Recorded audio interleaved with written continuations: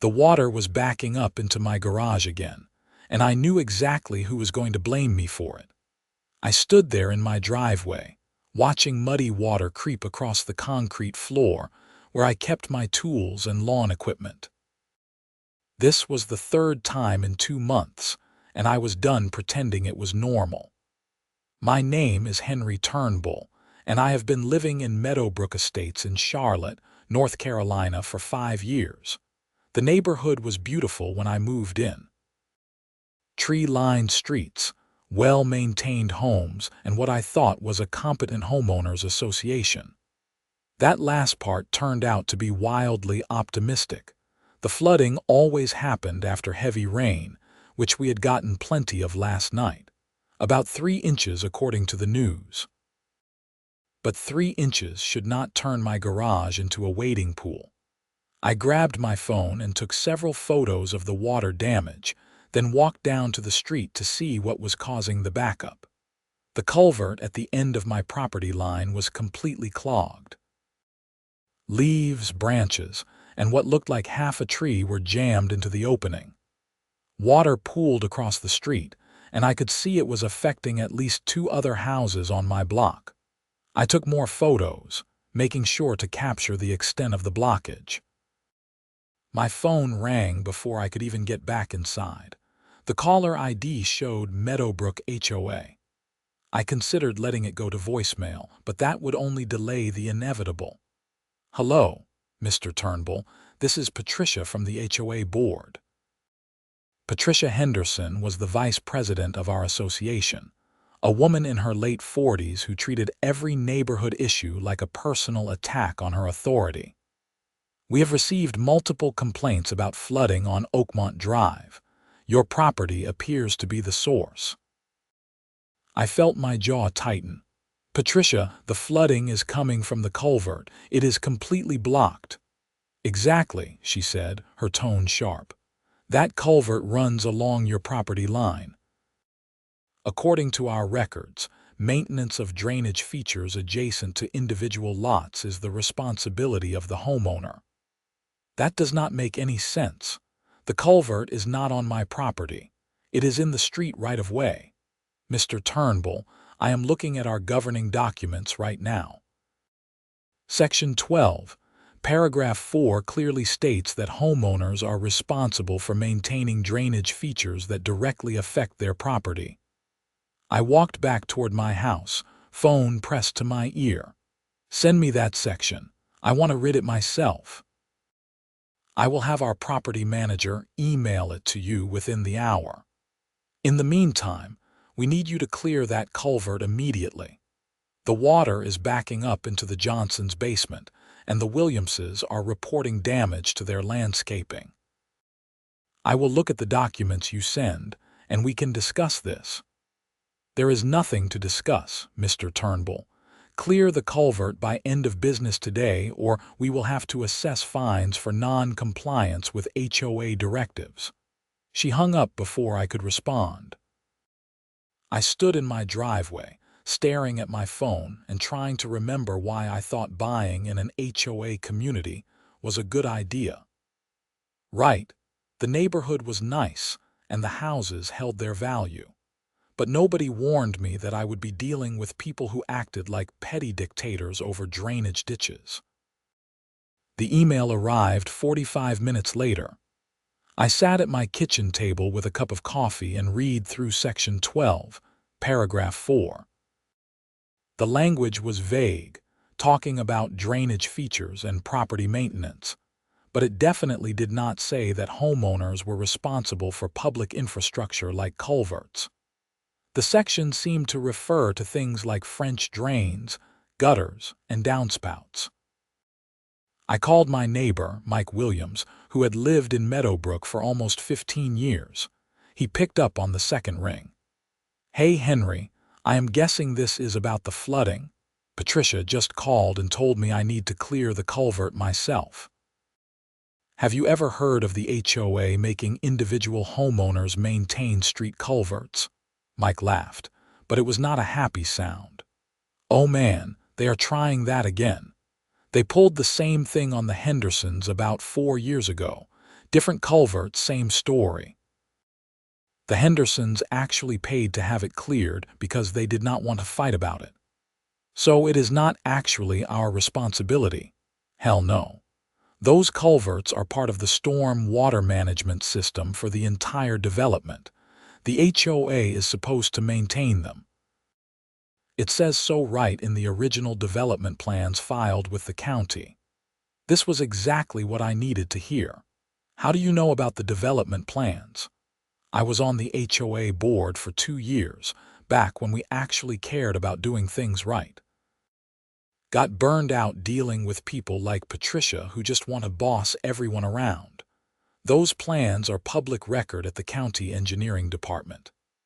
I thanked Mike and hung up, then immediately called the Mecklenburg County Engineering Department. After being transferred 3 times, I finally reached someone who could help me. Her name was Rachel, and she sounded bored until I mentioned Meadowbrook Estates. Oh, that development. Yeah, we have gotten a few calls about drainage issues there. What is your specific problem? I explained the situation with the blocked culvert and the HOA's demand that I clear it myself. Can you give me your address? I will pull up the drainage plans. I heard typing, then a pause. Okay, so that culvert you are talking about is definitely part of the HOA's common infrastructure. It is part of the master storm water system for the development. The HOA is responsible for all maintenance and clearing.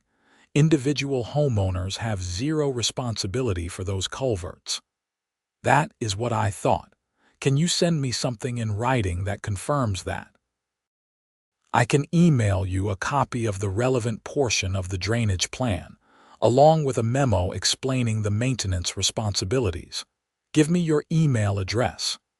I provided it and thanked her profusely. Within 20 minutes, I had official documentation from the county showing that the culvert was HOA property and the HOA's responsibility to maintain. I forwarded the email to Patricia with a brief note. Patricia, please see the attached documentation from Mecklenburg County Engineering. The culvert is HOA infrastructure and your responsibility to maintain. I will not be clearing it. Please arrange for proper maintenance to prevent further flooding. I felt pretty good about myself. I had documentation from the county, I had handled it professionally, and I had set clear boundaries. Surely that would be the end of it. I was so naive. The next morning, I found a formal letter from the HOA in my mailbox. It was printed on official letterhead and signed by Patricia Henderson and the HOA president, a woman named Susan Marshall. Dear Mr. Turnbull, this letter serves as formal notice that you are in violation of Meadowbrook Estates HOA covenants, conditions, and restrictions. Specifically, you have failed to maintain drainage features affecting your property, resulting in flooding damage to neighboring homes. You are hereby ordered to clear the culvert at the end of your property line within 72 hours. Failure to comply will result in fines of $100 per day until the violation is corrected. Additionally, the HOA reserves the right to enter your property to correct the violation and charge you for all costs incurred, plus a 25% administrative fee. I read the letter 3 times, my anger growing with each pass. They were threatening to fine me $100 per day and trying to claim they could enter my property. I had given them clear documentation showing this was their responsibility, and they were doubling down on their wrong position. I called Mike again. They are threatening to fine me $100 a day. That sounds about right for Patricia. She does not like being told she is wrong. What are you going to do? I think I need to talk to a lawyer. Good call. I know a guy who specializes in HOA disputes. His name is James Cooper. He has dealt with Meadowbrook before. Want his number? I took down the information and called James Cooper's office immediately. His receptionist scheduled me for a consultation that afternoon. James Cooper's office was in a modest building in downtown Charlotte, nothing fancy but professional. He was probably in his mid-30s, with the tired eyes of someone who had seen too many petty disputes escalate into serious problems. HOA issues are about 80% of my practice these days, he said after I explained my situation. Let me see what you have got. I showed him the email from Patricia, the county engineering documents, and the formal letter threatening fines. He read through everything carefully, occasionally making notes on a legal pad. When he finished, he leaned back in his chair and shook his head. This is pretty clear-cut. The HOA is completely wrong, and they should know it. The fact that they are proceeding with threats after you provided county documentation suggests either incompetence or bad faith. Probably both. So what do I do? First, I am going to draft a response letter explaining that you are not responsible for the culvert, and that any fines assessed will be challenged. I am also going to put them on notice that if they enter your property without permission, that is trespassing, and you will pursue all available legal remedies. Second, I am going to request copies of all HOA maintenance records for the storm water system, because I am willing to bet they have been neglecting their duties. How much is this going to cost me? My rate is $2.50 an hour, but HOA cases like this usually settle pretty quickly once the HOA realizes they are wrong and could be liable for damages. If it goes to litigation, you would likely recover your attorney fees because the law is clearly on your side. But let us try to resolve it without going to court. I agreed, and James said he would have a letter ready by tomorrow. I went home feeling a bit better, though still annoyed that I had to hire a lawyer over something that should have been simple. The 72-hour deadline came and went. I did not clear the culvert. On the morning of the fourth day, I received an email from the HOA property manager, a guy named Dennis Kraft. Mr. Turnbull, you are now in violation of HOA directives and subject to fines of $100 per day, effective immediately. Your account will be assessed accordingly. Please remit payment within 30 days to avoid additional late fees and potential lien placement on your property. I forwarded the email to James Cooper with a note asking what to do next. His response came within an hour. Do not pay anything. I am escalating this. We are going to request an emergency hearing with the HOA board, and if they refuse to back down, we will file suit for harassment and an injunction against the fines. That afternoon, I got home from work to find a truck parked at the end of my street. Two guys in boots and work clothes were standing near the culvert, and Patricia Henderson was there talking to them. I pulled into my driveway and walked down to see what was happening. Mr. Turnbull, Patricia said when she saw me approaching. Her voice was cold. Since you refused to clear the culvert, the HOA has hired a contractor to do it. You will be billed for the service, plus the 25% administrative fee. Patricia, you know this is not my responsibility. I sent you documentation from the county. I do not care what the county says. This is an HOA matter and you are bound by our covenants. You signed them when you bought your house. One of the workers, a heavy-set guy with a gray beard, looked uncomfortable. Madam, if there is a dispute about who is responsible, maybe we should wait until that is sorted out before we do the work. Patricia turned on him. Your company was hired by the HOA to clear this culvert. That is what you are being paid to do. The HOA will handle billing separately. The worker shrugged and went back to his truck to get equipment. I pulled out my phone and called James Cooper, putting him on speaker. James, I have got Patricia here with a crew about to clear the culvert. She says they are going to bill me for it. Put her on. I held out my phone. He wants to talk to you. Patricia looked annoyed but took the phone. This is Patricia Henderson, Vice President of the Meadowbrook Estates HOA. I could hear James's voice, calm and professional. Miss Henderson, this is James Cooper. I am Mr. Turnbull's attorney. I want to be very clear that my client has provided documentation showing the culvert in question is HOA infrastructure, and therefore the HOA's responsibility to maintain. Any attempt to bill him for this maintenance will be contested, and we will pursue all legal remedies, including but not limited to a lawsuit for harassment and bad faith enforcement of covenants. Additionally, any fines you have assessed or threatened to assess are without basis and will also be challenged. I strongly recommend you consult with the HOA's attorney before proceeding further. Patricia's face turned red. The HOA board has made its decision. We will see you in court if necessary. She shoved my phone back at me and turned to the workers. Get started. James was still on the line. Henry, document everything. Take photos and videos of them doing the work. Get the name of the company. When you get billed, send it directly to me. Do not pay anything. I did exactly that, recording video of the workers clearing the culvert while Patricia stood there with her arms crossed. The blockage was significant, taking them almost 2 hours to fully clear. When they were done, Patricia handed one of the workers a clipboard to sign some paperwork, then left without saying another word to me. The next day, I received an invoice from the HOA. The culvert clearing was listed at $800.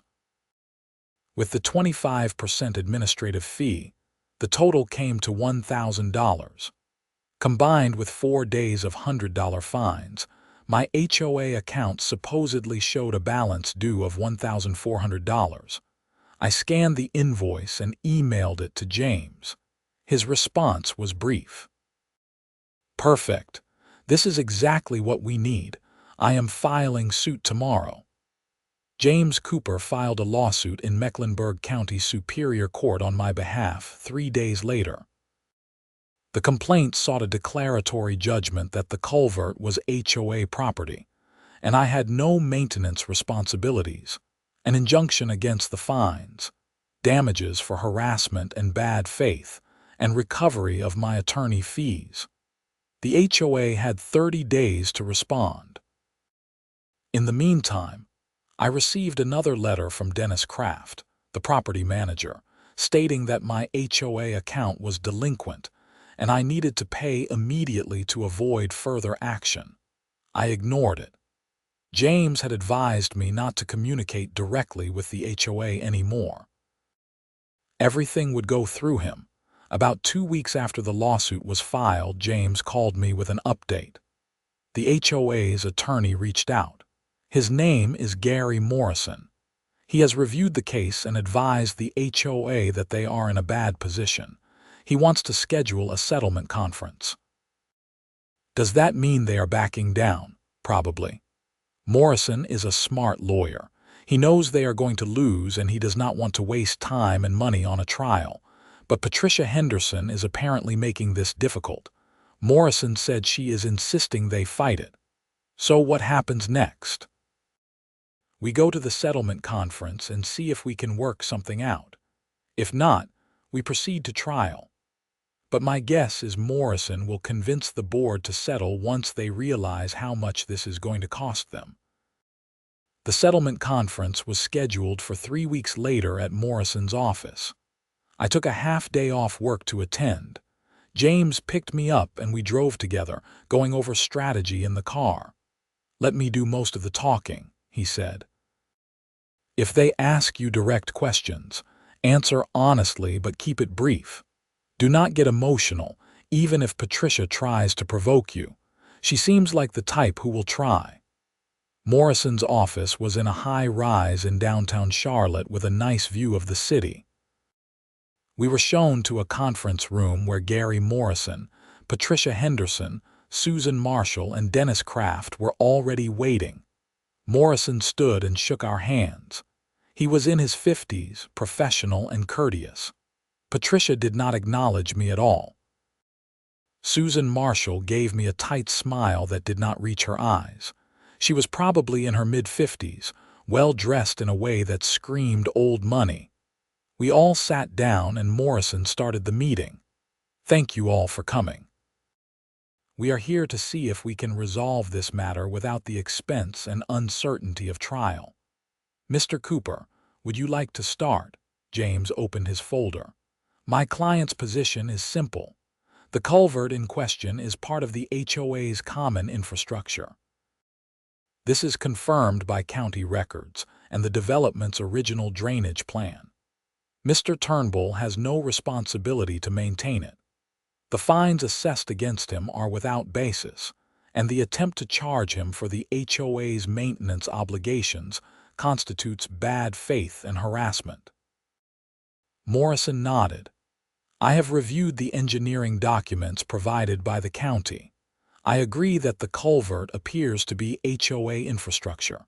However, my clients have some concerns about Mr. Turnbull's conduct during this dispute." Patricia leaned forward. "He has been completely uncooperative and hostile. He refused repeated requests to clear the culvert, causing damage to his neighbors' properties. His behavior has been detrimental to the community." I felt my face getting hot, but James put a hand on my arm. "Miss Henderson," James said calmly, "my client provided your office with documentation from the county showing this was not his responsibility. He was under no obligation to perform maintenance on HOA property. The damage to neighboring properties was caused by the HOA's failure to maintain its own infrastructure." "That is your interpretation," Patricia snapped. "The HOA board disagrees." Morrison cleared his throat. "Patricia, I need to be clear with the board about our legal position. Based on the documents I have reviewed, Mr. Turnbull is correct.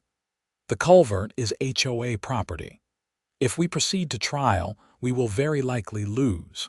The judge will rule that the fines were improperly assessed, and we may be liable for Mr. Turnbull's attorney fees. Additionally, he is seeking damages for harassment and bad faith, which could be substantial." "This is ridiculous," Patricia said. "We are the Homeowners Association. We have the authority to enforce our covenants."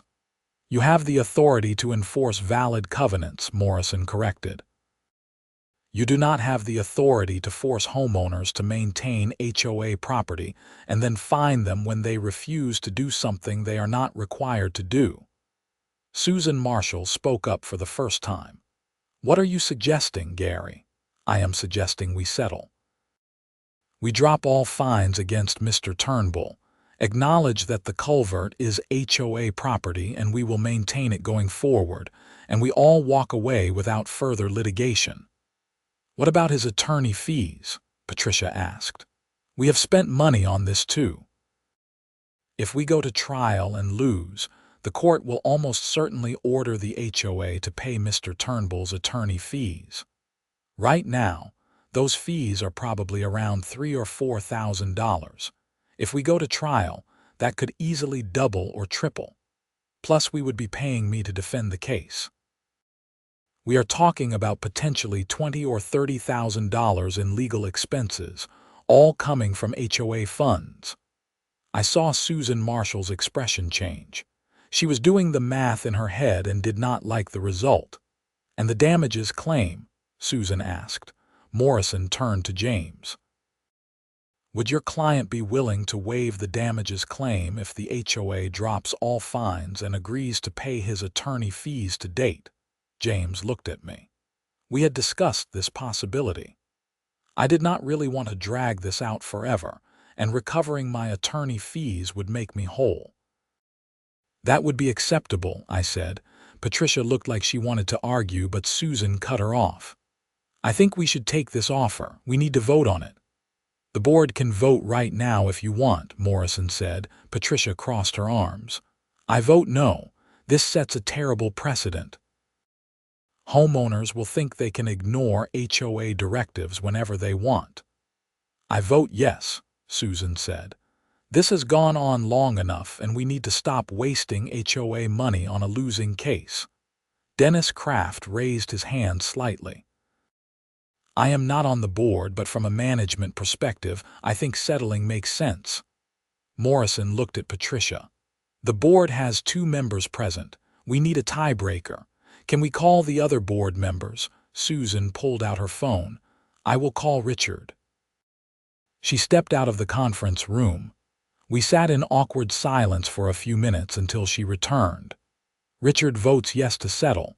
That is 2-1. We accept the terms.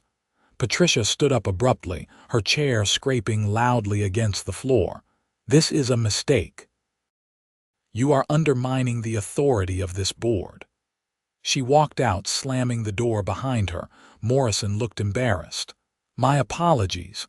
Patricia is very passionate about her role on the board. Passionate is one word for it, Susan said dryly. Can we get the settlement agreement drafted today? I will have something ready by end of business tomorrow, Morrison said.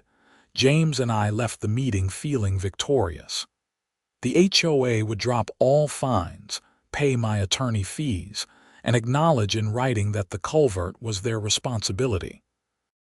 It was everything I wanted. The settlement agreement arrived 2 days later. James reviewed it, I signed it, and the case was closed. My HOA account was cleared of all charges, and I received a check for $3,200 covering my attorney fees. I thought that was the end of it. I was wrong. 3 months later, we had another major rainstorm. I was watching the weather reports and noticed it was supposed to be heavy, so I went out to check the culvert before the rain started. Just as I suspected, it was getting clogged again with leaves and debris. I took photos and sent them to the HOA management company with a polite note. Dennis, the culvert on Oakmont Drive is getting blocked again. Can you arrange for it to be cleared before the storm hits tonight? I would like to avoid flooding like we had last time. An hour later, Dennis called me. Henry, I got your email. I have put in a request with our landscape contractor to check the culverts in the development and clear them as needed. Thanks for the heads up. The culvert was cleared that afternoon. The storm came through that night and there was no flooding. It was amazing how well things worked when people just did their jobs. But Patricia Henderson was not done with me. A month after that, I received a notice from the HOA about a special assessment. Every homeowner in Meadowbrook Estates was being charged $500 to cover emergency storm water infrastructure repairs and maintenance. The notice was vague about what exactly needed to be repaired, but the deadline for payment was only 30 days away. I called Mike Williams. Did you get this special assessment notice? Yeah, just saw it in my mailbox. $500 for storm water repairs. Pretty convenient timing right after your lawsuit. You think this is retaliation? I would bet money on it. Patricia is vindictive. She is probably trying to make you pay indirectly for the legal fees the HOA incurred. Can they do that? Special assessments have to be for legitimate purposes. If there really are repairs needed, then yeah, they can assess everyone. But if this is just made up to punish you, that is a different story. I called James Cooper and explained the situation. Special assessments are legal, but they have to follow the HOA's governing documents. There are usually requirements about notice, board votes, and documentation of the need. Request copies of all documents related to the special assessment, including engineer reports, contractor bids, and board meeting minutes where this was discussed. I sent an email to Dennis Kraft requesting the information James suggested. Dennis responded the next day. Mr. Turnbull, the special assessment was approved by the board at their regular meeting last month. The funds are needed for maintenance and repair of the storm water system, which has been identified as a priority item. All homeowners are being assessed equally. That was not what I asked for. I responded asking specifically for engineer reports, contractor bids, and meeting minutes. Dennis did not reply. I waited a week, then sent a follow-up email. Still no response. James sent a formal records request on my behalf, citing North Carolina statutes that gave homeowners the right to inspect HOA records. The HOA had 10 business days to respond. On the 9th day, Dennis sent a package of documents. There were meeting minutes showing the board had voted to approve the special assessment, with Patricia, Susan, and Richard all voting yes. But there were no engineer reports and no contractor bids. The only justification given in the minutes was a vague reference to ongoing storm water maintenance needs. James reviewed the documents and called me. "This is thin. They have not documented any specific repairs or maintenance that needs to be done. It looks like they just decided to collect money from everyone. That might not hold up if challenged, but it would be another lawsuit and more expense. So they can basically do whatever they want." Not exactly. Here is what I suggest. Pay the $500 under protest. Then file a complaint with the board requesting a detailed accounting of how the special assessment funds are being used.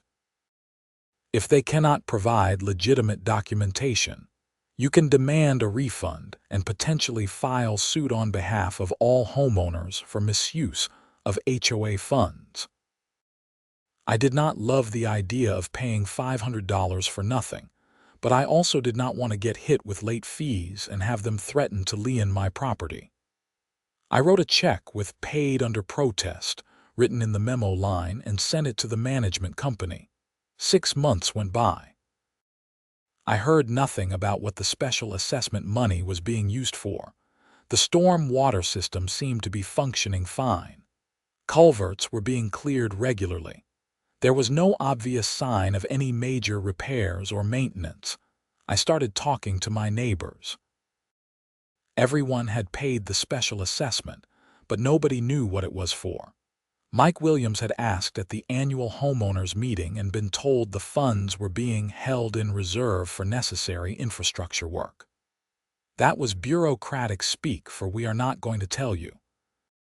James suggested I might have grounds for a derivative lawsuit on behalf of all homeowners, but I was tired of fighting. The $500 was annoying but not worth another year of litigation. Then I got a call from my neighbor across the street, a woman named Jennifer Lopez. Yes, same name as the singer, and she was tired of the jokes.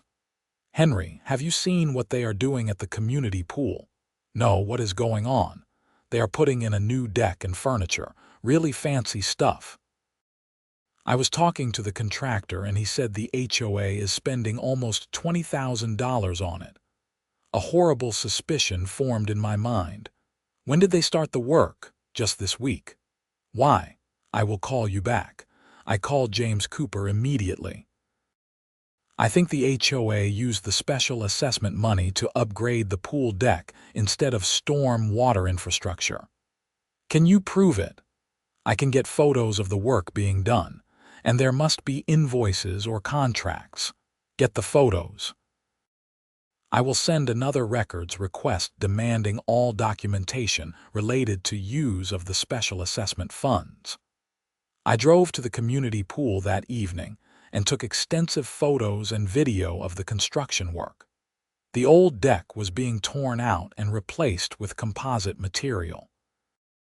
New lounge chairs and umbrellas were stacked nearby, still in their packaging. I talked to one of the workers. "This is a nice upgrade, must be expensive," he laughed. "Oh yeah, this is not cheap. Good for us though, steady work." "Who hired your company?" "The Homeowners Association. We did a bid a few months ago and they accepted it." James sent his records request the next day. This time, the HOA took the full 10 business days to respond, and when they did, the documents were heavily redacted. Contract amounts were blacked out. Meeting minutes discussing the pool project were marked executive session and withheld entirely. They are hiding something, James said, and they are doing a bad job of it. Executive session is for limited purposes under North Carolina law. Pool upgrades do not qualify. So what do? We file suit. This time not just for you, but as a class action on behalf of all homeowners. They collected money under false pretenses and used it for a purpose other than what was stated. That is misappropriation of funds at best, fraud at worst. I talked it over with Mike Williams and Jennifer Lopez. They both agreed to join as named plaintiffs. We figured the more people involved, the stronger the case. James filed the lawsuit 2 weeks later. It named the HOA, Patricia Henderson, Susan Marshall, and Richard Baker, the third board member, as defendants. The complaint alleged that the special assessment was collected under false pretenses, that funds were misappropriated, and that the board had breached its fiduciary duty to the homeowners. The local news picked up the story. A reporter named Angela Chen from a Charlotte TV station called me for an interview. "Mr. Turnbull, can you explain what happened with your HOA?" I gave her the short version, focusing on the special assessment for storm water infrastructure that apparently got used for pool upgrades instead. Have other homeowners complained? Lots of people are upset. We all paid $500 thinking it was for necessary repairs. Instead, it went to luxury pool furniture that nobody voted on. The story aired that evening. Angela had tried to interview Patricia Henderson, who declined to comment. Susan Marshall had given a brief statement saying the board acted appropriately and within its authority, but she would not go into details. After the news story aired, my phone started ringing. Neighbors I barely knew called to thank me for filing the lawsuit. Several people asked how they could join. James set up a website where homeowners could register as class members. Within a week, we had over 60 households registered. Meadowbrook Estates had about 200 homes total, so that was almost a third of the community actively joining the lawsuit. The HOA's attorney, Gary Morrison, called James to discuss settlement. "My clients are willing to consider a resolution," Morrison said. "What would it take to make this go away?" James laid out our terms. Full refund of the special assessment to everyone who paid. A detailed accounting of how HOA funds had been spent over the past year. New elections for the board with independent oversight, and my attorney fees paid again. Morrison said he would present the terms to the board. A week later, he called back. "The board rejects your terms." They believe they acted within their authority and they are prepared to defend this lawsuit. So we were going to trial. Discovery was brutal for the HOA. James subpoenaed bank records, contracts, invoices, and email correspondence. What we found was worse than I expected. The special assessment had collected about $90,000 from the homeowners. Of that amount, $23,000 went to the pool project. Another $15,000 went to landscaping upgrades around the HOA President Susan Marshall's house. $10,000 went to legal fees from my first lawsuit. The rest was sitting in the HOA bank account, supposedly reserved for future use. But here is where it got really bad. The landscaping around Susan's house was billed as common area improvements, but the work was clearly done on her private property.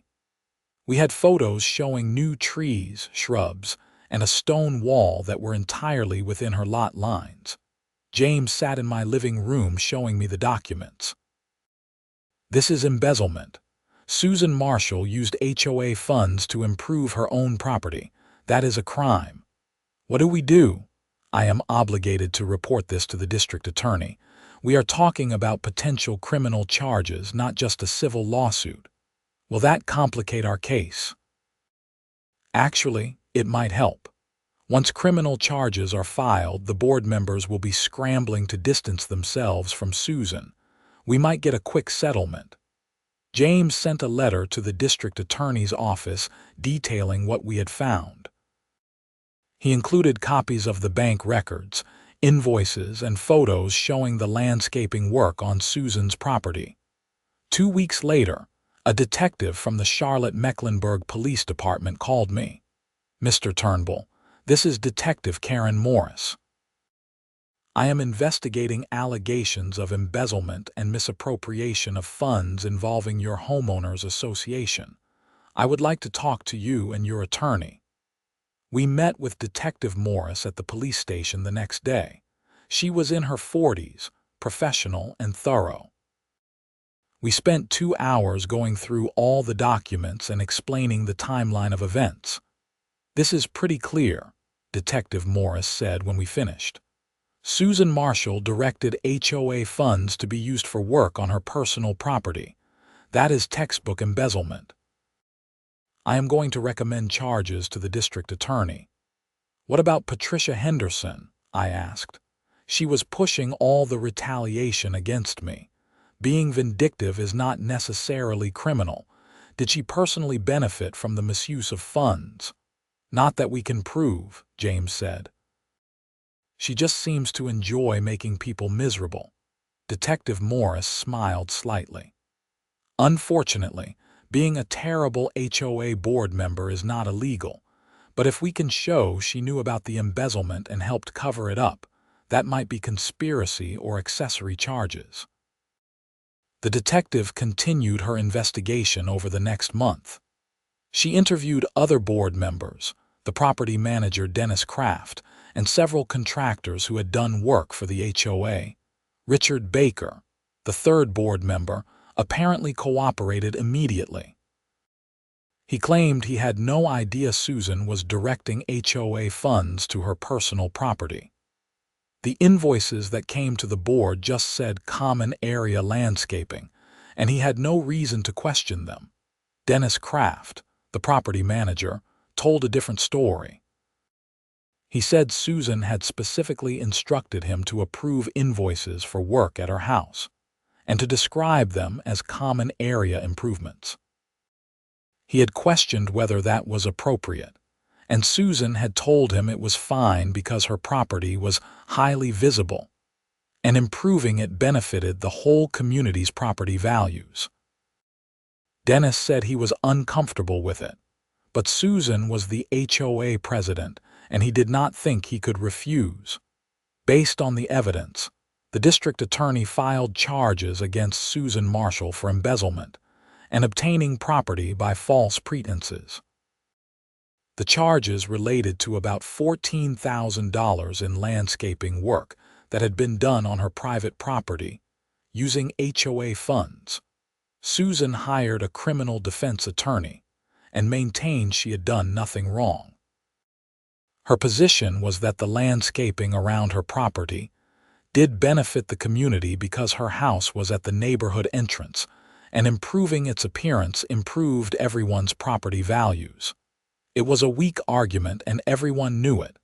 Meanwhile, our civil lawsuit was proceeding. With Susan facing criminal charges, the remaining board members wanted nothing to do with the case. Patricia Henderson resigned from the board entirely. Richard Baker remained but essentially washed his hands of everything, claiming he had been kept in the dark about financial decisions. Gary Morrison, the HOA's attorney, contacted James again about settlement. "My client wants to resolve this matter. What are your terms?" James repeated what we had asked for before, plus one addition. "We also want Susan Marshall removed from the board immediately and barred from serving in the future." That is already happening. Susan resigned yesterday as a condition of her plea negotiations with the district attorney. Plea negotiations. She is pleading guilty to one count of obtaining property by false pretenses. She will pay full restitution to the HOA, which will cover refunding the special assessment to all homeowners. She will also pay a fine and get probation. No jail time. I was not thrilled about no jail time, but at least she was being held accountable, and the homeowners were getting their money back. If the HOA agrees to our full settlement terms, we will dismiss the civil suit, James said. Morrison agreed. The settlement was finalized 2 weeks later. Every homeowner who paid the special assessment received a full refund. The HOA paid my attorney fees, which had grown to about $8,000 by this point. New board elections were scheduled with independent oversight from the property management company. Susan Marshall pleaded guilty in criminal court. She paid $20,000 in restitution and fines and received 2 years of probation.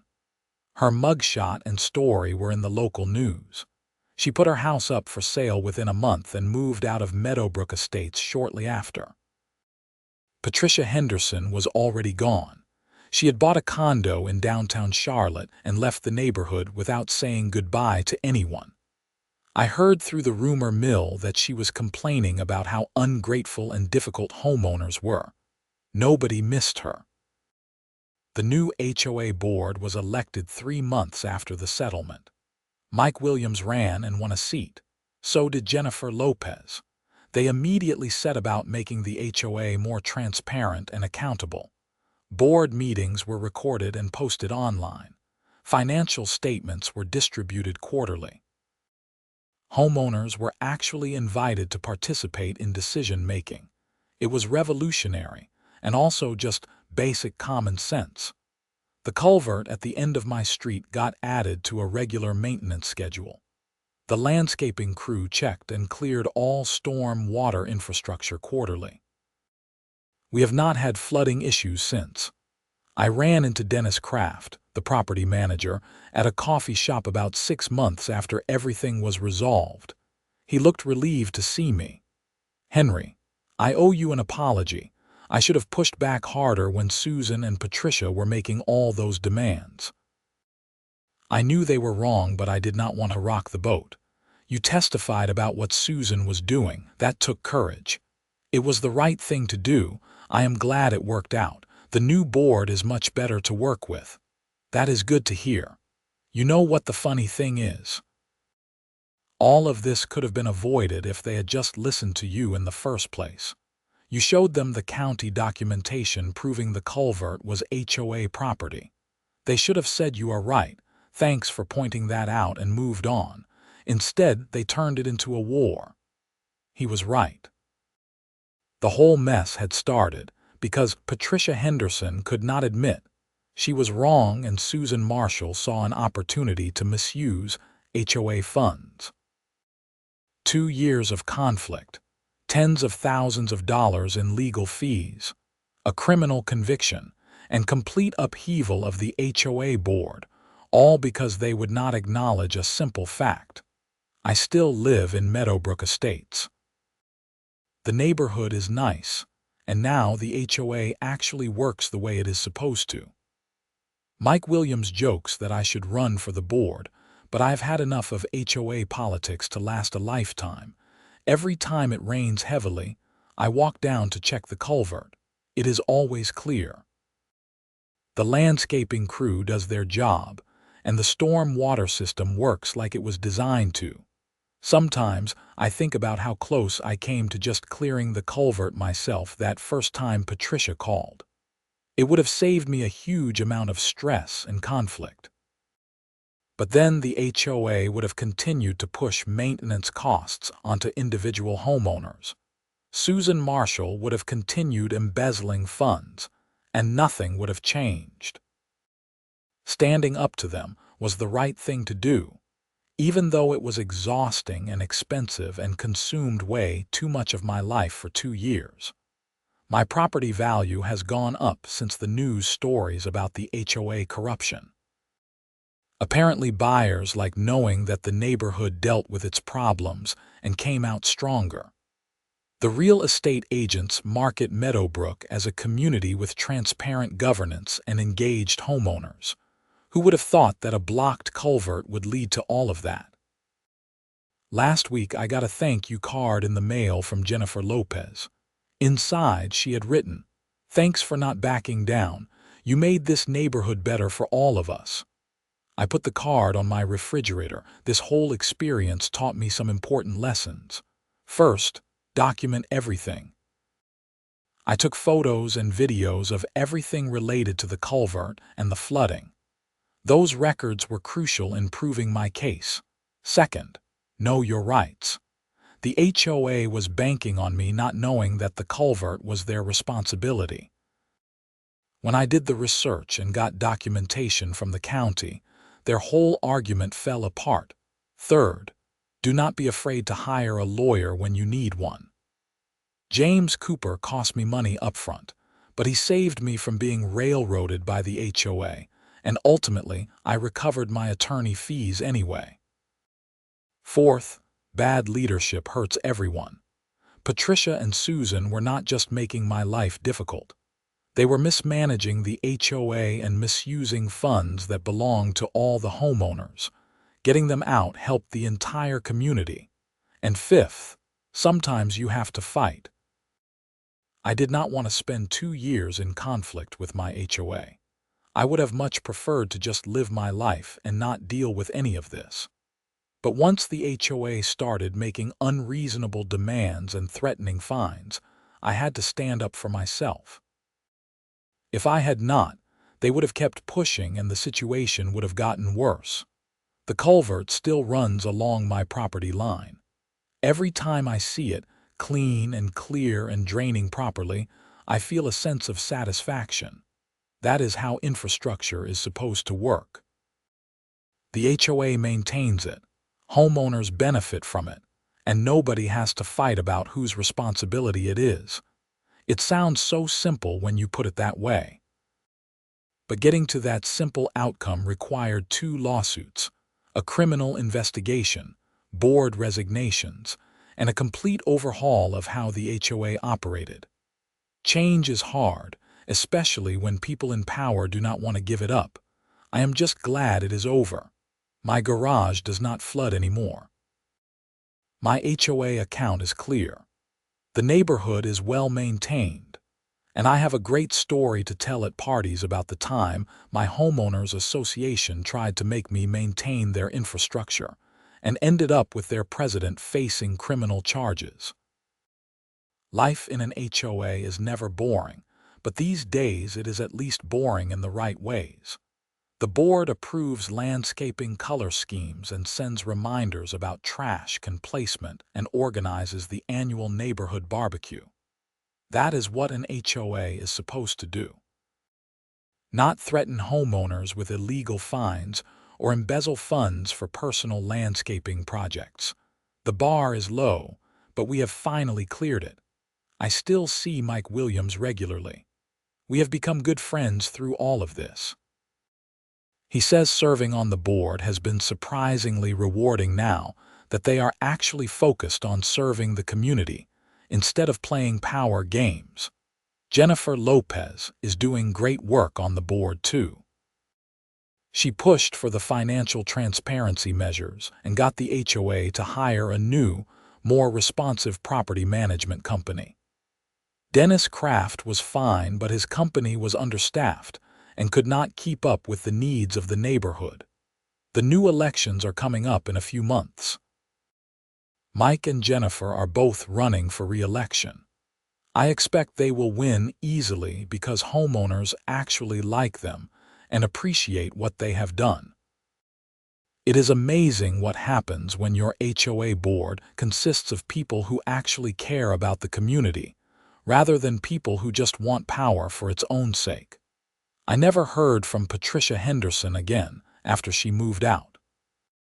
According to mutual acquaintances, she is now on the board of her downtown condo association and is apparently making the same kinds of demands and threats that she made in Meadowbrook.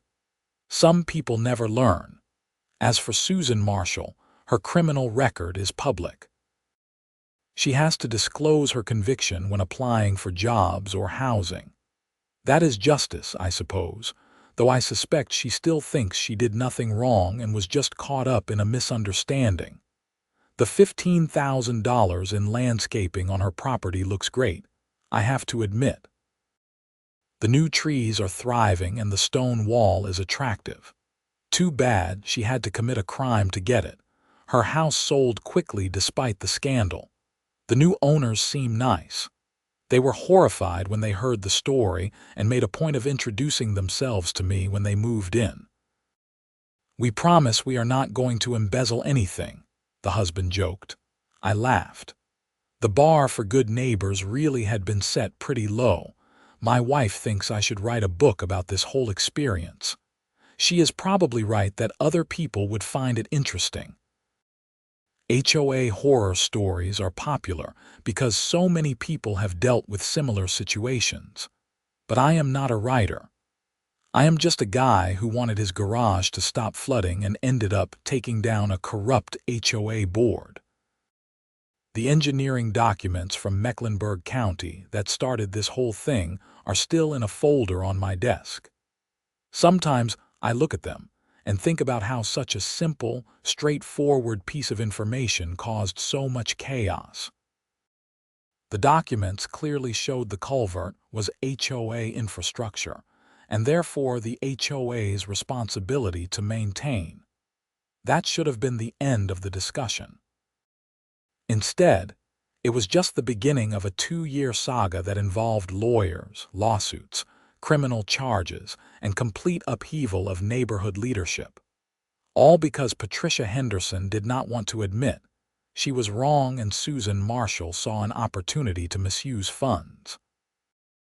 I keep those documents as a reminder that sometimes standing up for what is right is difficult and exhausting but necessary. If I had backed down, the HOA would have continued down the same path. Other homeowners would have been mistreated. Funds would have continued to be misused. By fighting back, even though I did not want to, I helped make the neighborhood better for everyone. That is worth something. The weather forecast says we are getting a big storm next week, 3 to 4 inches of rain expected.